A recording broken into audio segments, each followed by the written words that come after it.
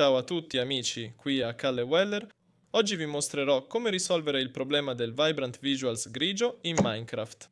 Ecco, innanzitutto vediamo alcune ragioni per cui potrebbe essere grigio. Primo, una vecchia versione di Minecraft. Secondo, un vecchio telefono o uno che non supporta Vibrant Visuals. Ecco, allora, per scoprire se il tuo telefono supporta Vibrant Visuals, andiamo su Google, scriviamo quali dispositivi supportano Vibrant Visuals sul telefono? E qui vediamo che serve un iPhone di versione superiore a XR Plus.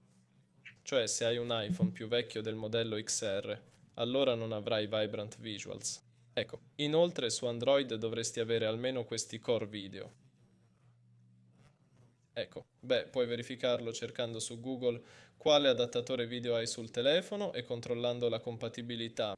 Se è compatibile e nonostante tutto c'è ancora il Vibrant Visuals grigio, allora vedi, ho qui il mio iPhone 13 adesso, quindi ho Vibrant Visuals attivo quando vado su impostazioni e video, sì, e qui ho attivo Vibrant Visuals.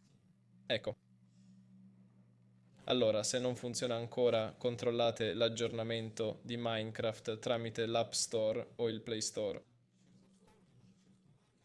Oppure, se siete sicuri di avere l'ultima versione, disinstallatela e riavviate sul vostro dispositivo. Disinstallatela e riscaricatela. Tutto qui. Qui con voi c'era Weller. Ciao a tutti.